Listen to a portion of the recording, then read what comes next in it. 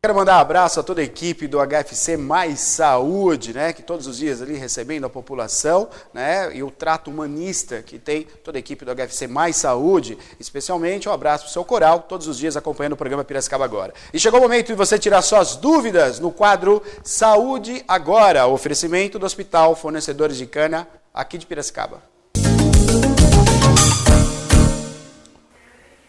E quem já está presente aqui conosco é o neurologista do HFC, Dr. Werner Garcia. Muito obrigada pela participação, por ter aceito o nosso convite, doutor. Obrigado, eu que agradeço por estar aqui, contribuindo com as perguntas e com as dúvidas que o pessoal tiver sobre doença de Parkinson. E uma especialidade, a neurologia, Sim, que também já estava sendo bastante pedida aqui, né, pelos internautas, pelos telespectadores também, para a gente estar comentando, né, conversando e orientando também, doutor. Bem-vindo. Obrigado. E você vai poder participar ao vivo aqui conosco, através do telefone 2534-1234. Pode perguntar para o doutor a sua dúvida. 2534-1234, o telefone já está aberto. Tire sua dúvida participando ao vivo conosco, né? Primeiro o telefone já tocando. Vou perguntar para o senhor, doutor Werner, já de início, né? O que causa o Parkinson, né? E uma dúvida que eu tenho, durante muito tempo eu ouvi falar o mal de Parkinson, né? E esse conceito também está sendo mudado. Hoje a gente escuta falar doença de Parkinson, né? Queria que o senhor falasse um pouquinho sobre isso. Desculpa, só repete. A questão é o que provoca, né? Que causa a doença de Parkinson. A causa da doença de Parkinson, a gente não tem ainda uma causa estabelecida. São vários fatores, né, que a gente chama de o Parkinson mesmo, idiopático, né, que é a doença de Parkinson. Ele não tem uma genética, ele é muito baixo o valor genético dele. E causas assim estão relacionadas a fatores ambientais e outras causas que a gente não consegue explicar. E sim que é uma degeneração dos neurônios que fazem parte da substância negra, que é uma região do cérebro que produz a dopamina, que é um neurotransmissor, que faz levar os estímulos para que haja é um neurotransmissor que controla os estímulos para a gente estar fazendo os movimentos, né? Ou inibição ou ativação dele, né? Perfeito. A gente tem alguns, né? Estou mostrando aqui, Lucas, para a gente alguma para nós daqui. A gente já vê aqui, né? Da doença de Alzheimer. Essa de Alzheimer. Tá, a gente já vai entrar nessa então. Agora a questão do mal de Parkinson, ela acontece ser genética, né? Se na família eu já tenho um caso. Tem uma chance maior de desenvolver, né, quando tem na família, mas não que a prevalência de familiar de Parkinson ela é mais baixa. Normalmente a porcentagem é baixa, não é muito, a gente não valoriza tanto isso daí, né? E o que a gente vê mesmo é que o parkinsonismo atípico, ele tem uma prevalência maior e os genéticos são fatores menores, principalmente o parkinsonismo que a gente tem algumas mutações, que é o Parkin 1, Parkin 2 no jovem, né? Nós estamos ao vivo aqui com o Dr. Werner Garcia, neurologista do Hospital Fornecedores de Cana aqui de Piracicaba. Tem muitas perguntas, estão chegando as perguntas também pela internet, né? Se tem tratamento, daqui a pouco a gente vai estar falando sobre isso. Só que primeiro, se você quiser participar, 2534-1234, você participa ao vivo conosco aqui. Tem telefone, alô, boa noite? Boa noite, aqui é o Simão do Jardim Gilda, de novo, Neto. Pois não, Simão, pode fazer sua pergunta, fique à vontade. Eu queria perguntar para o Dr. Werner que eu faço tratamento para esquizofrenia e me foi receitado um remédio chamado Parkinsol, que também é conhecido como Akineton, que é para mal de Parkinson. Eu queria saber se esse medicamento, aldol-dicanoato, produz esse mal de Parkinson, por isso tem que tomar esse Parkinsol, ou se é só um efeito colateral do remédio, isso passa, ou se tem que tomar esse Parkinsol. Simão, boa noite, primeiramente. A gente tem no Parkinson, né, por isso que eu falei, a gente tem os Parkinsons idiopáticos e os parkinsonismos secundários, que são ou síndrome parkinsoniana, que são causadas por outros fatores, né, medicações, os remédios que a gente usa às vezes para labirintopatias, né, medicações que a gente usa para esquizofrenia. Então, na verdade, a medicação que foi passada para você é para controlar os efeitos colaterais da medicação que você faz uso, entendeu? Não é uma medicação que a gente usa para o Parkinson, está usando menos ela. A gente tem outras medicações que são de escolha para isso e a gente acaba usando o Akineton para combater os efeitos extrapiramidais, colaterais que as medicações que a gente usa para esquizofrenia causam. Aí você também pode participar ao vivo, 2534-1234. Pode ligar participando ao vivo. Hoje o tema, a gente está conversando, né, sobre doença de Parkinson com o Dr. Werner Garcia, mas você pode ligar também, participar ao vivo conosco, né? E o doutor estava falando aqui com o Simão, né, que está fazendo o tratamento, falando dos efeitos colaterais, mas eu gostaria que o doutor explicasse um pouquinho pra gente. O tratamento é medicamentoso somente ou não? Tem outras alternativas, doutor? Não, temos outras alternativas. O tratamento, ele se baseia em tratamento não farmacológico, que são as medidas de fisioterapia, ainda mais porque o parkinsoniano ele é rígido, então ele tem dor, pode ter dor articular. Então, assim, a primeira parte do tratamento é não farmacológico, é fisioterapia, alongamento, né, dietético, eles têm alterações do sono, que tem que tomar medicações que ajudam a melhorar a qualidade do sono, porque o Parkinson ele tem sintomas que são não motores e são normalmente o que o pessoal vê é quando o paciente já tem transtorno já de movimento, que tem o tremor, a rigidez. Agora os outros... Que é quando, de repente, quando só percebe quando vem os tremores? Normalmente sim, quando vem os tremores, quando começa a dificuldade de andar, mas a patologia, o que a gente chama de sintomas maiores, é a bradicinesia, a lentidão para o paciente, que ele começa a ter mais lentidão, ficar mais lento para fazer as coisas, o tremor, que normalmente ele é assimétrico, começa num braço e depois passa para o outro, né? E mais... os sintomas que a gente chama de não motores, que são os sintomas que são alterações no sono, alterações no olfato, que esses são mais precoces, pode desenvolver muitos anos antes deles começarem a ter a rigidez, os tremores, né? Isso daí, a gente, então, não farmacológico, o tratamento farmacológico, a gente tem uma série de medicações que a gente usa, agonista dopaminérgico, acima dos 60 anos a droga de escolha é o levodopa, e outras medicações, a amantadina, a selegilina, esse que ele perguntou, que tem um efeito colateral, que a gente não usa muito mais, o biperideno, e por fim a medida cirúrgica. Quando não resolve o tratamento farmacológico, a gente indica a cirurgia ou colocação do hoje mais novo do DBS, que é um implante, que é como se fosse um marca-passo, que ajuda a controlar os movimentos. Tem uma imagem que a Ana abriu aqui na tela, doutor, olha... A Ana vai abrir pra gente do Parkinson, que é aí que a gente consegue perceber, doutor? Isso aqui é um exame que a gente consegue, aqui é a substância negra no mesencéfalo, né, que é o teto do mesencéfalo, e aqui a gente tem uma diminuição dessa substância negra, que é onde tem os neurônios que produzem a dopamina, que é o neurotransmissor responsável por carregar os estímulos para fazer o movimento, né, ou inibi-los. Então, aqui é a substância negra onde tem os neurônios. Quando o paciente tem a perda, né, dessa substância negra, essa parte negra, ele vai ter uma diminuição.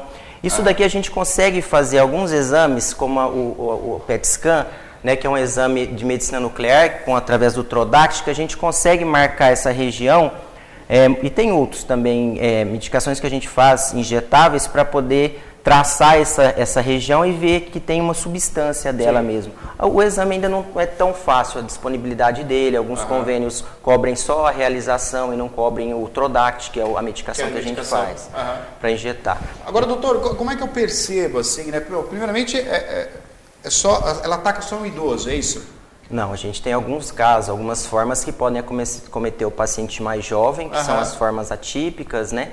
Que a gente chama de Parkin 1, Parkin 2, que estão relacionados com a parte genética, e também acomete o idoso, podendo acometer ele mais cedo ou mais tarde, né? A gente vê que tem muita paciente que fuma, que aumenta o risco, né? O cigarro aumenta o risco do Parkinson. É mais um dos fatores ambientais envolvidos, né? Tanto é que a gente tem muita descrição do período, o Parkinson assim, desenvolveu bem mais depois do período da Revolução Industrial.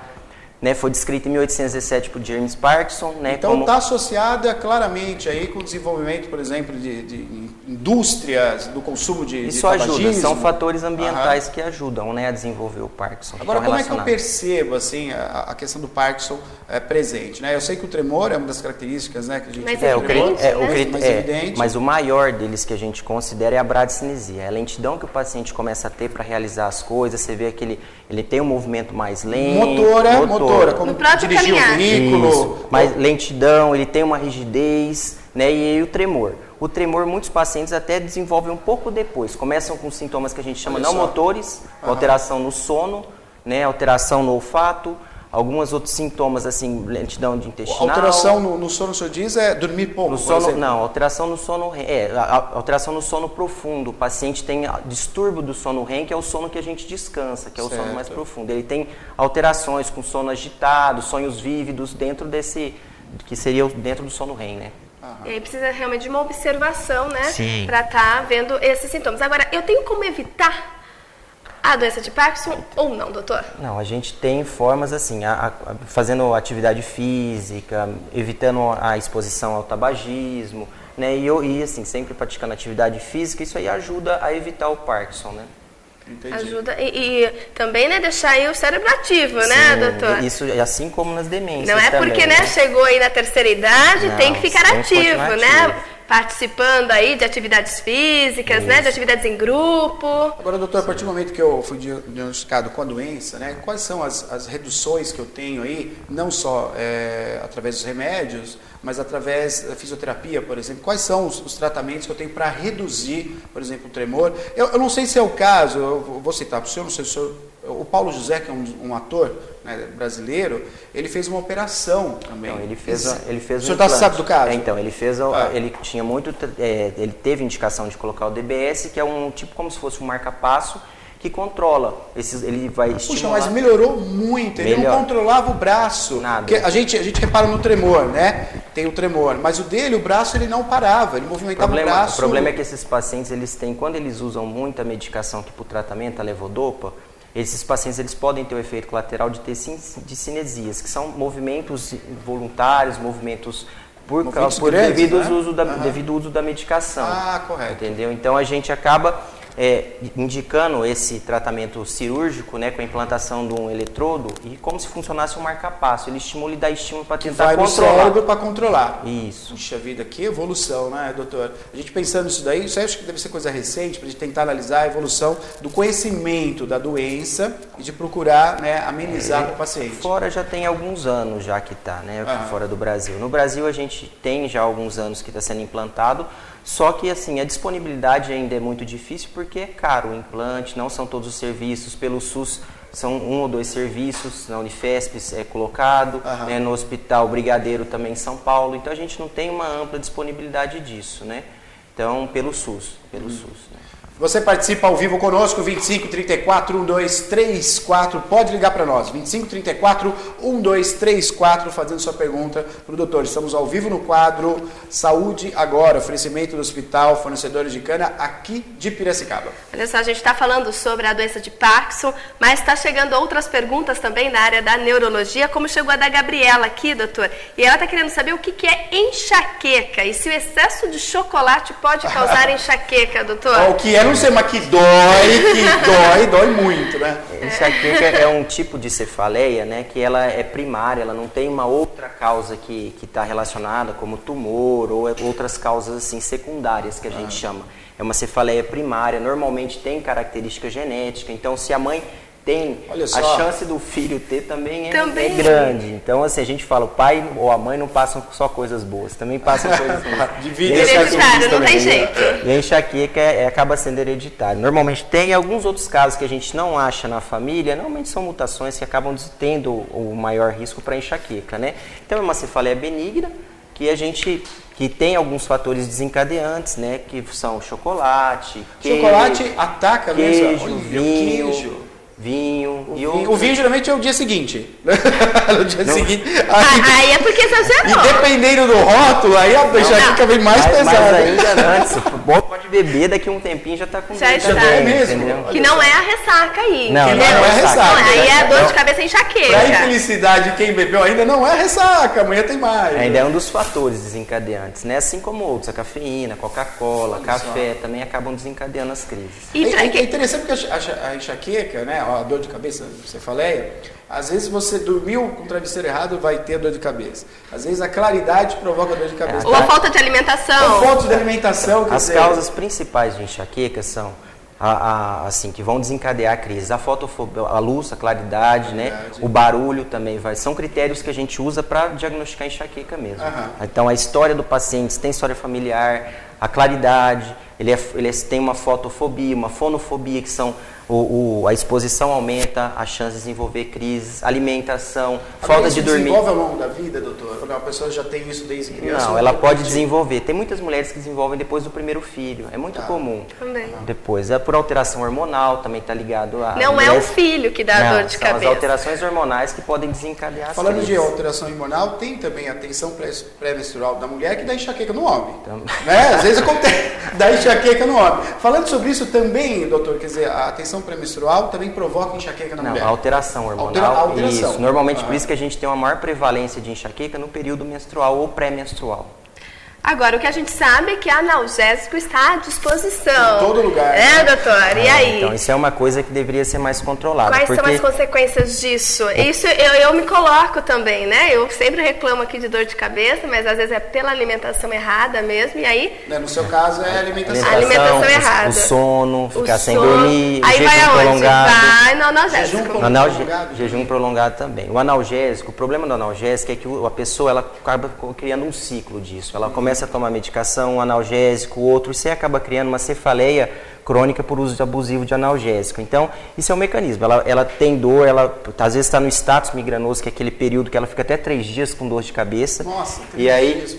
E tomando analgésico, isso daí acaba que o paciente cria uma cefaleia abusiva, por uso abusivo de analgésico. E aí a gente tem que fazer uma dessensibilização, tirar esses analgésicos todos, deixar só com um anti-inflamatório e com mais um profilático, que a gente usa os profiláticos para enxaqueca. Tem várias classes, né? A gente usa topiramato, que é um anticonvulsivante, usa antidepressivos tricíclicos, beta-bloqueadores, que são medicações do dia a dia e que a gente consegue evitar de ter a dor. Então o paciente toma essas medicações para não tendo que ficar tomando analgésico, e quando tiver um ou escape ou outro, porque não dormiu, porque deixou de comer, ou porque comeu alimentos que podem desencadear a crise, aí a gente usa um analgésico, um anti-inflamatório simples. Mas tem que tomar cuidado, né, com a quantidade, com a frequência que toma. O problema é que, assim, como aqui não tem um controle da venda dos analgésicos, então a pessoa acaba abusando mesmo. Sentiu dor, tomou. Eu já vi dizer que assim, às vezes a gente vai buscar na bolsa da Mônica, que lá tem um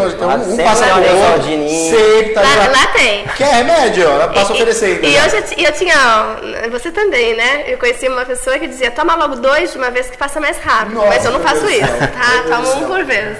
Agora, eu perdi a pergunta aqui, deixa eu ver se eu lembro. Sim, você está tomando analgésico que sentia dor de cabeça, toma para melhorar. E na maioria das vezes a gente não investiga a causa, né? Como o senhor falou, a questão da causa, por exemplo, você ficar em jejum durante algumas horas pode te causar dor de cabeça. E a pessoa não se atenta a isso. Quando vai visitar o neurologista, doutor, eu queria que você falasse até para o público de Piracicaba, na grande maioria das vezes a causa da enxaqueca é provocada por nós. Não é uma doença, assim, porque a pessoa passa por um especialista, acaba sendo indicado, né, um neurologista, e aí se descobre, por exemplo, que é a falta de óculos, ou a posição, ou a lombar, e a dor. A diferença, assim, é que a enxaqueca ela já é uma coisa que a pessoa tem uma tendência a ter, vai desenvolver mesmo.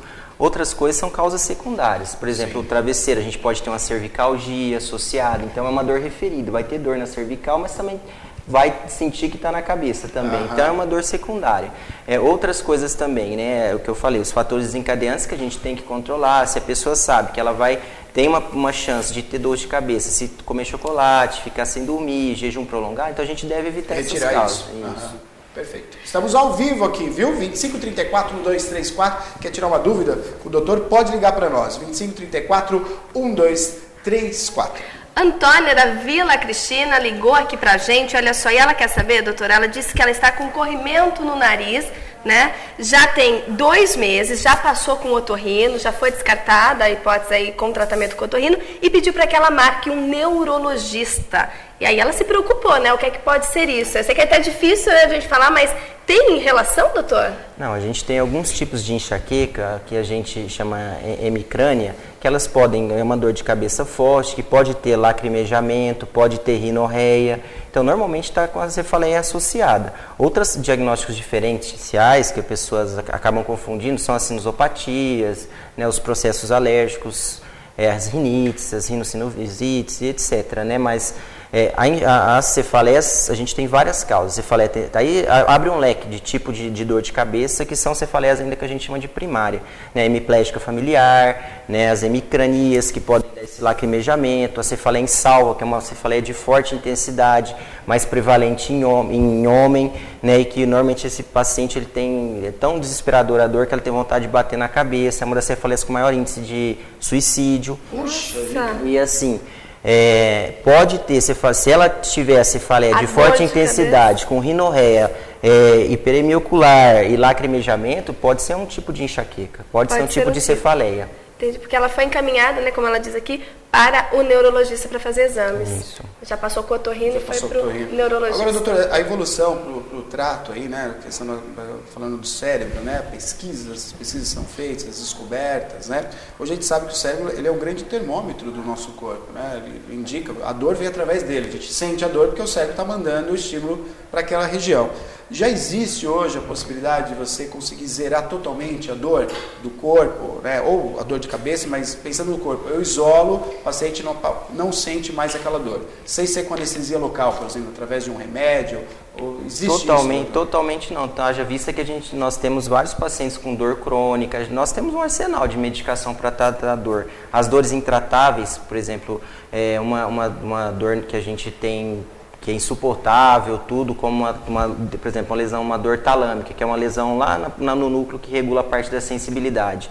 Isso é uma dor, muitas vezes, que é intratável, tudo. Então, a gente, mesmo entrando com várias medicações, entrando com medicações anticonvulsivantes para tratar dor neuropática, né, tratamento com opioide, com várias medicações, a gente ainda não consegue ter a resolução total da dor, né? Então, a gente tem outros procedimentos cirúrgicos, como cordotomia, que normalmente a gente faz a inibição desses estímulos que estão na periferia, que vão subir ao cérebro para fazer o reconhecimento. O neurocirurgião faz uma lesão ali para tentar evitar esses estímulos.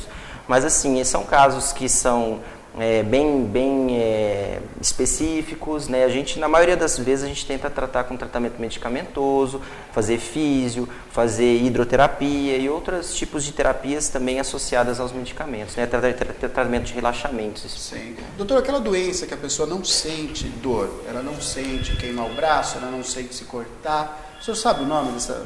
Ela não tem a sensibilidade. Ela perde. Então, criança, uma vez eu vi uma reportagem sobre isso, que a criança ela morde o canto da boca e não percebe que mordeu. Tem que tomar o cuidado. Quer dizer, isso é falta de algo no cérebro? É uma ligação que não tem? Como é que é isso? Normalmente ele tem uma diferenciação. Ele tem uma lesão num gânglio sensitivo ou em algum receptor que ele não consegue reconhecer o estímulo doloroso. Então, mas não tem algumas doenças que fazem isso, que fazem a lesão na parte sensitiva, né? na via sensitiva. Na via sensitiva. Estamos ao vivo aqui com o doutor, neurologista, tirando as dúvidas da população de Piracicaba. Tem telefone? Alô, boa noite. Alô, boa noite. Boa noite, quem fala? É Marcos. Oi, Marcos, tudo bom? Qual o seu bairro? Aqui de Saltinho. De Saltinho? Pois não, Marcos, fique à vontade, pode fazer sua pergunta. Eu queria fazer uma pergunta do doutor. A gente estava falando sobre dor de cabeça associada ao chocolate e realmente tem esse problema. Se eu como chocolate em excesso, realmente minha cabeça começa a doer. Agora tem uma outra coisa também que eu tenho, por exemplo, se eu passar das 8, se eu dormir, não importa o horário que eu durmo, mas se eu passar das 8 horas da manhã, eu fico o dia inteiro com essa dor de cabeça que não passa. Dormiu além do horário, né? Se eu passar do meu horário habitual, eu fico o dia inteiro com dor de cabeça. E isso também eu discuti com a minha mãe. Minha mãe também tem esse problema. Você acha que tem algum tratamento isso? Correto. Obrigado pela participação. E assim, pelo fato de acordar, passar do horário de dormir, tanto que a gente falou, não só a privação, mas o excesso de sono também pode desencadear algumas crises, né? Tem outras coisas também envolvidas nesses tipos de cefaleia. Tem que ver se o paciente tem obesidade, que normalmente quando o paciente tem obesidade, ele acaba retendo mais gás carbônico quando está dormindo, e aí acorda com a cefaleia também. Então tem que ver se o paciente está obeso, né, que ele faz mais retenção de gás carbônico e acaba tendo uma cefaleia já que a gente chama de matinal. Então é um paciente que tem a apneia do sono, que não dorme corretamente, entendeu? Então, a retenção de gás carbônico faz com que... A retenção. Retenção. É o paciente que normalmente é obeso, que hipoventila, ou que tem alguma obstrução alta, que ele acaba roncando muito também. E assim, não ventila tão bem. Não tem um sono tranquilo. Doutora, a gente sempre pergunta aqui para os especialistas que vêm, né, a rotina com que a gente deve passar, né, nessa especialidade. E a neurologia mesmo, a gente também tem essa dúvida, né? Quando a gente deve procurar um neurologista? Somente quando se tem uma indicação ou não? Normalmente... Já passou no neurologista, né? Já passei no neurologista. Eu não passei no neurologista. Você nunca passou no neurologista? Já passei, gente, nós vamos procurar, assim, quando tiver alguma queixa específica, né, no neurologista. Não é assim, a gente não costuma fazer tantos exames de rotina, a não ser que tenha uma história familiar, de enxaqueca, né, alguma coisa assim. Mas normalmente não é assim, são consultas de rotina. Normalmente vai passar, primeiro a gente começa na ponta da linha, né, o clínico. Se tiver alguma queixa, o clínico vai relatar para o clínico e o clínico vai encaminhar o especialista. Mas o eletro sempre é bom fazer. O eletro não é um exame muito sensível. Então, assim, se você achar uma alteração no eletro, sempre quer dizer que é convulsão. Ainda mais que o paciente, às vezes, tem um eletro normal, alterado, né? Nunca teve crise convulsiva, eu não vou tratar um paciente desse, entendeu? Então, assim, às vezes a gente vai achar uma porcentagem pequena de eletros alterados que não querem dizer que o paciente tem a patologia. E às vezes, da mesma forma, a gente tem 50% de chance do eletro, não dá nada. Não dá nada. Um paciente que está tendo crise convulsiva também. Perfeito. Eu quero agradecer a sua participação. Muito obrigado, viu? Esclarecendo as dúvidas aí da nossa população. Espero recebê-lo novamente aqui em breve. Eu agradeço, estou à disposição. Muito obrigada, viu, doutor Werner? Você acompanhou, então, o quadro Saúde, agora oferecimento do Hospital Fornecedores de Cana, aqui de Piracicaba.